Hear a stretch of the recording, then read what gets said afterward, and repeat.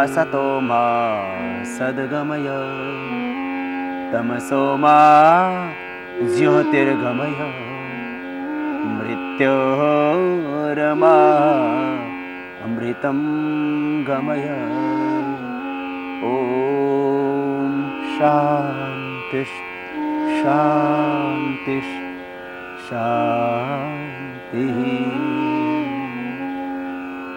भारत की ऋषि संस्कृति में ऋग्वेद से चला आया योग का विज्ञान, जिससे हमारे पूर्वज ऋषि मुनियों ने दिया हमारी समस्त समस्याओं का प्रकृति से हमें समाधान।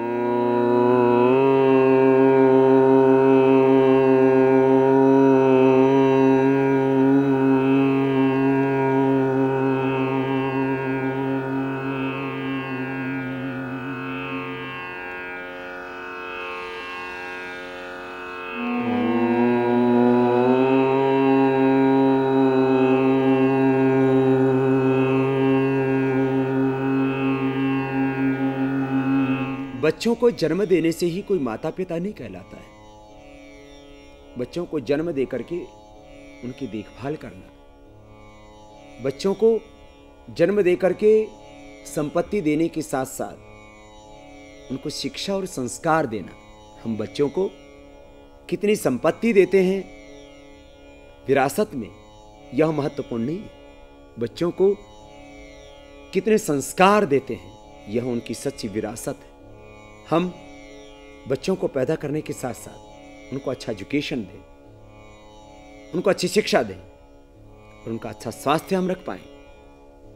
यदि हम बीमार बच्चे पैदा करते हैं तो देश के ऊपर भार होते हैं, और बच्चे पैदा करने के बाद उनको कोई रोजगार उपलब्ध हम कराने की स्थिति में नहीं होते हैं, तो इससे भी देश में गरीबी, भूख, हिंसा और अपराध बढ़ता है। प्रथम बात, हम बच्चों को पैदा होते समय पोलियो के ड्रॉप्स पिलवाएं। इससे देश के बच्चों को हम पोलियो होने से बचा पाएंगे।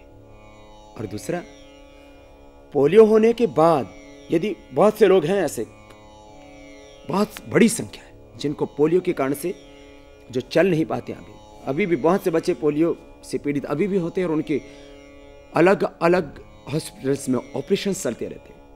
पोलियो और पैरालिसिस, इन दोनों में हमने प्राणायाम को बहुत प्रभावी पाया। इसके लिए नियमितता के साथ, कंटिन्यूटी के साथ, एक प्रॉपर टाइमिंग के साथ प्राणायाम का अभ्यास करना होता है। और जब प्रॉपर टाइमिंग के साथ कंटिन्यूटी में प्राणायाम करते हैं तो पैरालिसिस और पोलियो में जबरदस्त लाभ होता है। मैंने देखा है कि भस्त्रिका 5 से 10 मिनट, कपालभाति 15 से 20 मिनट और अनुलोम विलोम प्राणायाम आधा घंटा करने से पोलियो और पैरालिसिस जैसे रोग ठीक हो जाते हैं। यह सुनने में चमत्कार जैसा लगता है, लेकिन यह हकीकत है। मैंने लोगों को 10 मिनट भस्त्रिका कराया। पैरालिसिस के रोगी वायु मुद्रा में बैठ करके ये प्राणायाम करें।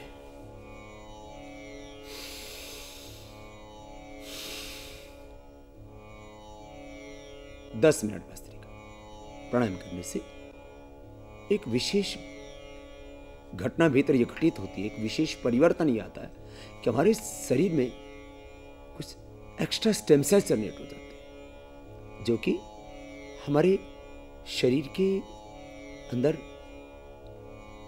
कुछ ऐसी प्रतिक्रिया करते हैं जिससे कि नए मसल्स बनने लग जाते हैं।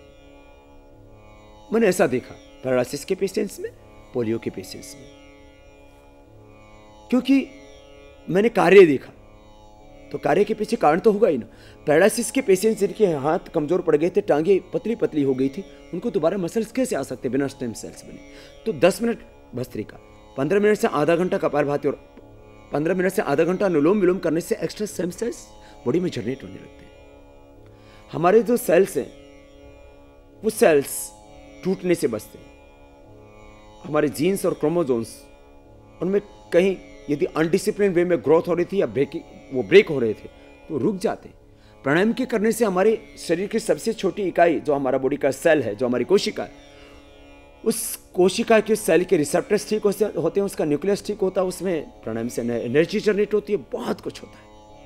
सामान्य रोगों में हम भस्त्रिका प्राणायाम 10 मिनट, कपालभाति 15 मिनट, अनुलोम विलोम 15 मिनट, भ्रामरी और उद्गीत ये 5-5 बार, और असाध्य रोगों में भस्त्रिका 10 मिनट, कपालभाति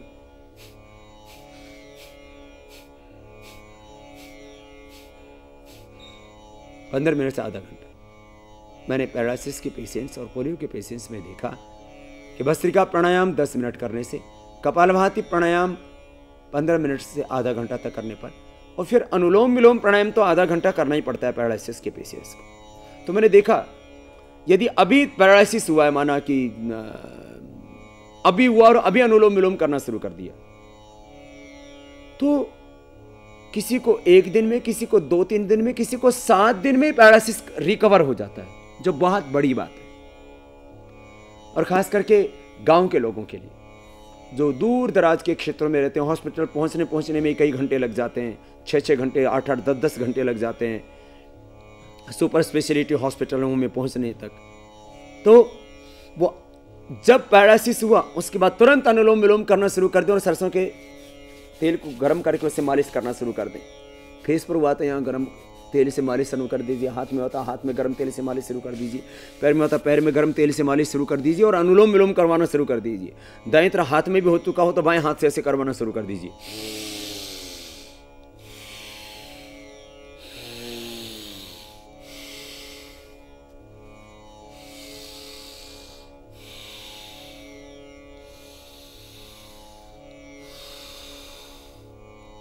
आधा घंटा ये प्राणायाम करने से यदि पैरालिसिस अभी हुआ है तो तुरंत ठीक हो जाएगा, या 5-7 दिन में ठीक हो जाएगा। और बहुत क्रोनिक है तो आधा घंटा दोनों टाइम करने से पैरालिसिस के पेशेंट्स चलने लग जाते हैं, उनके हाथ पैर जो बिल्कुल शिथिल हो चुके थे उन्हें दोबारा से ताकत आ जाती है। ये बहुत बड़ी बात है। अनुलोम विलोम प्राणायाम आधा घंटा सुबह खाली पेट, शाम को खाने की 4-5 घंटे बाद करने से पैरालिसिस के 1-2 नहीं सैकड़ों पेशेंट्स को मैंने अच्छा किया। जो भी मैं प्राणायाम के बारे में बताता हूँ पुस्तकों में पढ़ करके नहीं बताता, योग के ऊपर हमने प्रयोग किया, उस प्रयोग से जिस परिणाम पर हम पहुंचे वो आज प्रमाण बन गया। योग के बारे में जो कुछ मैं बताता हूँ वो सब अनुभव जो हुआ आंखों के सामने, जो मैंने प्राणायाम का परिणाम देखा वह आपके सामने कहता हूं। मैं सत्य को शब्द देता हूं, अनुभव जो किया उस अनुभव को मैं अभिव्यक्ति देता हूं। अनुलोम विलोम प्राणायाम आधा घंटा, और भ्रामरी और उद्गीत ये भी कम से कम 11-11 बार किए जाते हैं।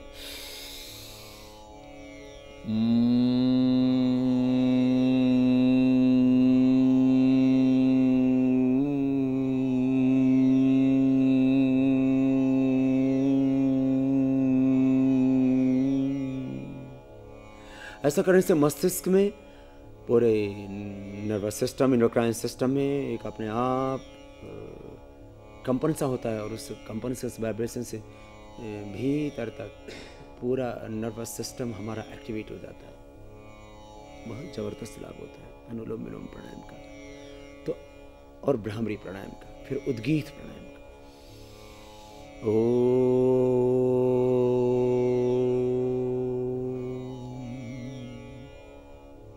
भ्रामरी उद्गीत 11-11 बार, और अनुलोम विलोम प्राणायाम आधा घंटा तो।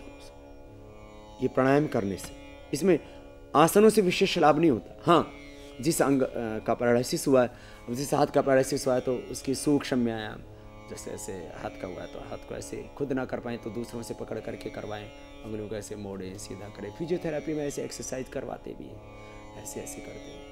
और ऐसे ऐसे करने के साथ साथ फिर जैसे पूरा हाथ का पर पैरालिसिस का असर है तो हाथ के ऐसे एक्सरसाइज देते हैं। ऐसे ही जो है यदि दोनों हाथों से कर लेते जिसमें पैरालिसिस नहीं हुआ वहाँ पर भी, ऐसे ही पैर में भी पैरालिसिस का असर हुआ है तो पैर को भी हम एक्सरसाइज दे देते हैं। ऐसे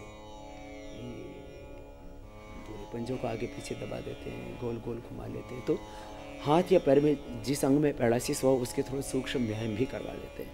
और इसके साथ साथ एक ख़ास बात हम ये भी कहना चाहेंगे कि माना कि जैसे आँख पर पैरालिसिस का असर है, तो आँखों को भी ऐसे गोल गोल घुमा देते हैं।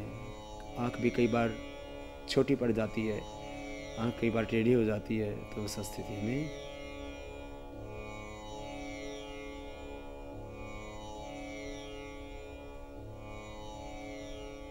तो पैरालिसिस का जहाँ जहाँ असर है वहाँ के थोड़े सूक्ष्म व्यायाम और मुख्य लाभ मिलता है प्राणायाम से।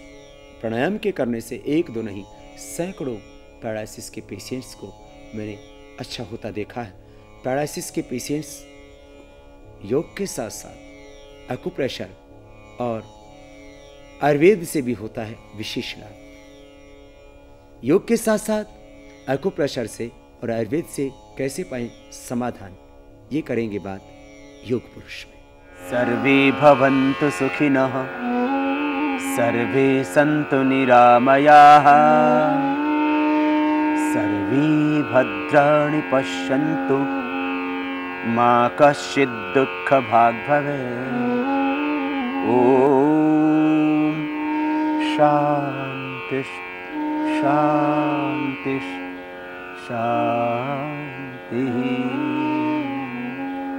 आज हम बात करेंगे एक सुप्रसिद्ध, एक ऐसा पौधा जिसको हमारे देश के अंदर सभी लोग जानते हैं, और मैं समझता हूँ कि पौधे के रूप में बेशक हम न पहचानते हों, परंतु इसके फल के रूप में हम इसको जानते हैं। तो इसको हम बोलते हैं मूंगफली। मूंगफली को वैसे चीनिया बादाम भी देसी भाषा में कहा जाता है, और इंग्लिश में इसमें चाइनीज एलमंड के नाम से हम जानते हैं। और आर्चिस हाइपोजिया इसका बॉटनिकल नाम है। तो आर्चिस हाइपोजिया का आज हम इसके विषय में चर्चा करेंगे।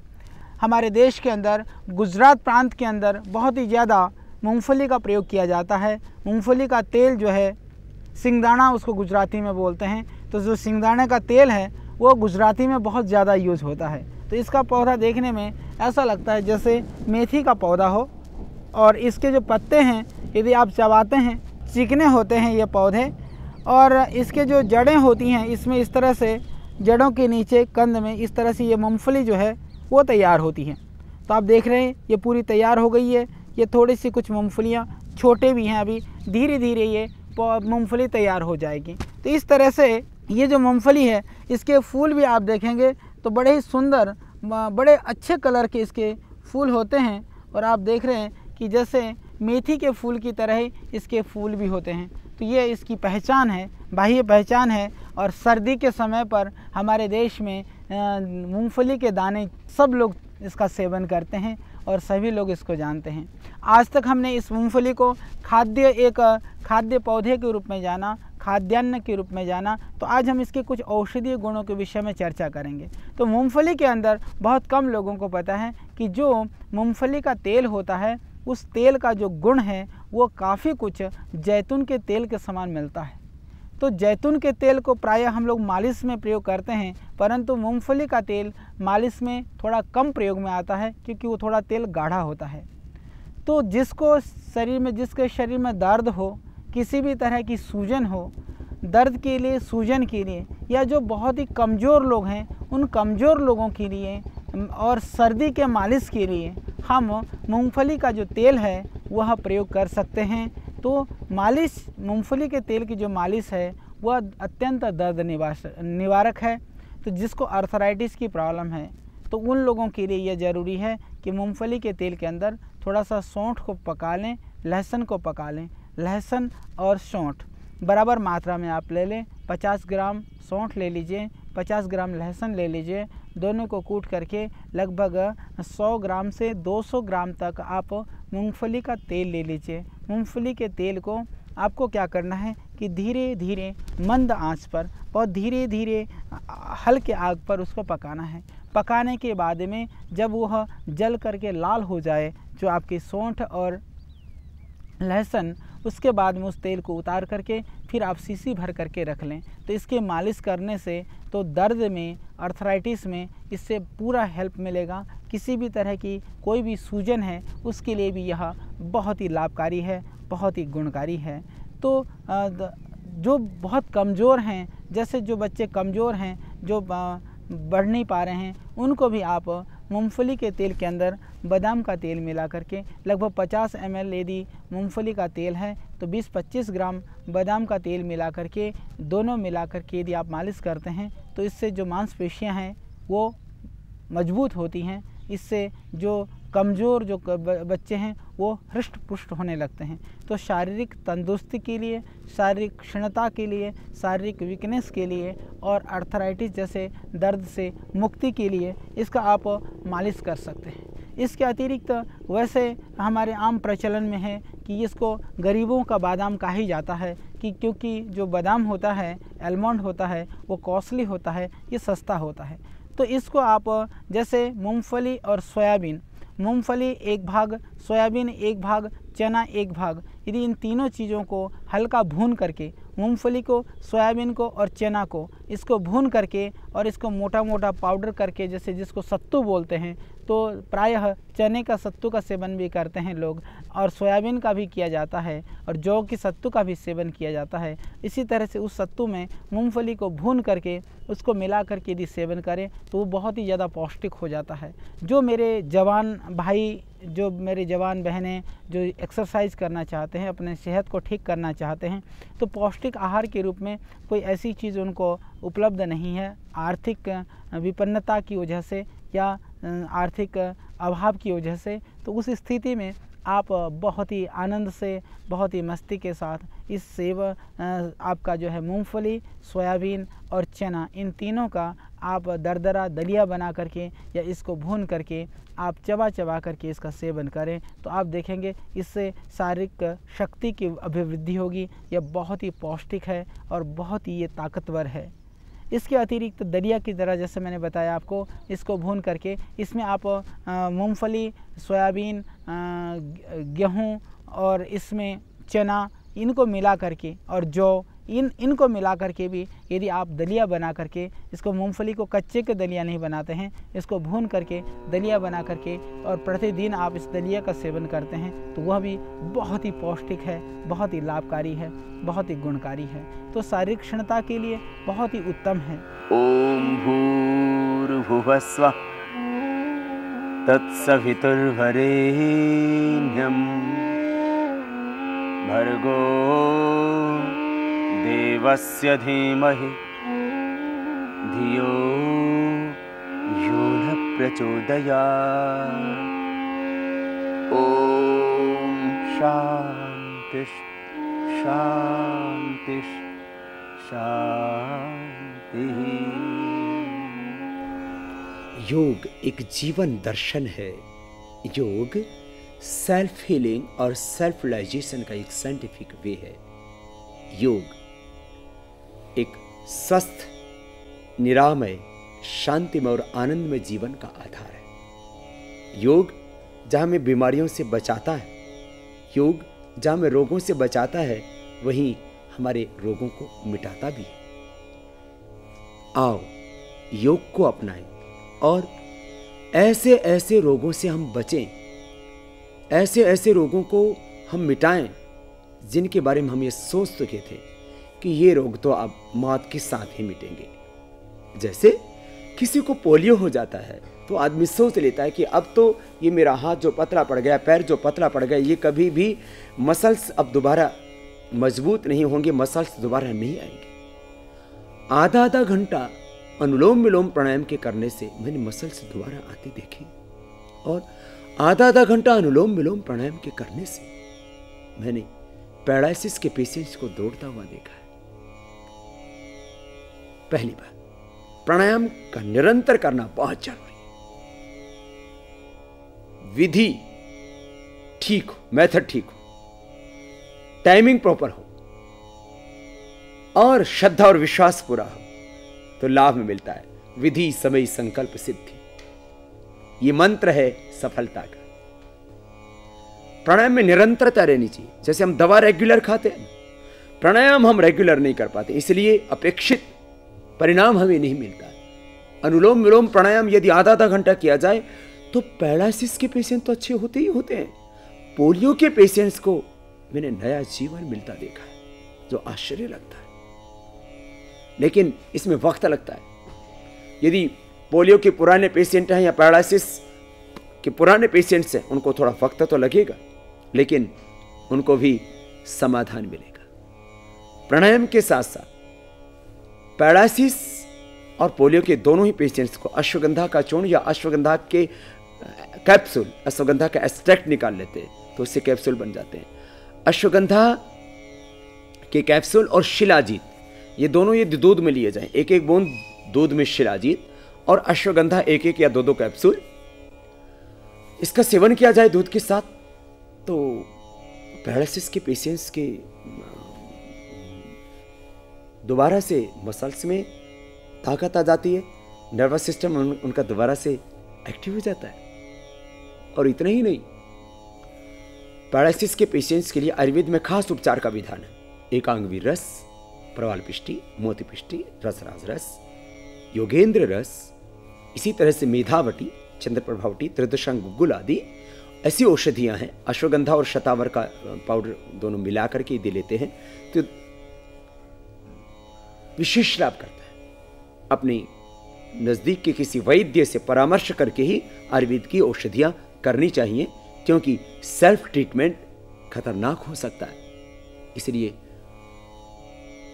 आयुर्वेद का उपचार हो या एलोपैथ का, वैद्य के परामर्श या डॉक्टर की सलाह के अनुसार ही हमें उपचार लेना चाहिए, लेकिन अद्भुत लाभ होता है पैरालिसिस के पेशेंट्स को आयुर्वेद से भी। एलोवेरा का जूस तो अवश्य पिलाएं। यदि आयुर्वेद की दृष्टि से देखा जाए तो पक्षाघात एक तरह से वात की विकृति, और वात की विकृतियों में एलोवेरा का जूस, ग्वार पट्टे का जूस, ये अद्भुत लाभ करता है। एक्यूप्रेशर, ये बीच की 2 अंगुलियां, ये मास्टर पॉइंट है पैरालिसिस में भी और स्ट्रेस में भी, ये दोनों बीच की अंगुलियां। और इसी के साथ साथ जिस अंग में पैरालिसिस हुआ, माना बाएं अंग में पैरालिसिस हुआ है, तो ये सभी टॉप्स और ये पीछे के चैनल्स, 2 हड्डियों के बीच में जो गैप है वहां दबाते हैं, ऐसे ऐसे। एक्यूप्रेशर में उतना दबाते हैं जितना दबाने से दर्द भी हो और बेहोशी भी ना आए। बहुत जोर से दबा देते हैं ना, ऐसे मन पकड़ के बहुत जोर से दबा दिया तो हो सकता है उससे पेशेंट बेहोश भी हो जाए, इसलिए थोड़ा सा ध्यान रखना है। एक्यूप्रेशर करते समय आराम आराम से इतना दबाएं कि दर्द भी हो, मर्ज भी ठीक हो जाए और बेहोशी ना आए, बस एक्यूप्रेशर। योग आयुर्वेद को अपनाएंगे तो निश्चित रूप से आप निरामय जीवन पाएंगे। आप परावलंबी नहीं बनेंगे, आप स्वावलंबी बनकर के जिएंगे। व्यक्ति को स्वास्थ्य के संदर्भ में स्वावलंबी होना चाहिए, आत्मनिर्भर बनना चाहिए। योग हमें स्वास्थ्य के क्षेत्र में स्वावलंबी बनाता है, आत्मनिर्भर बनाता है।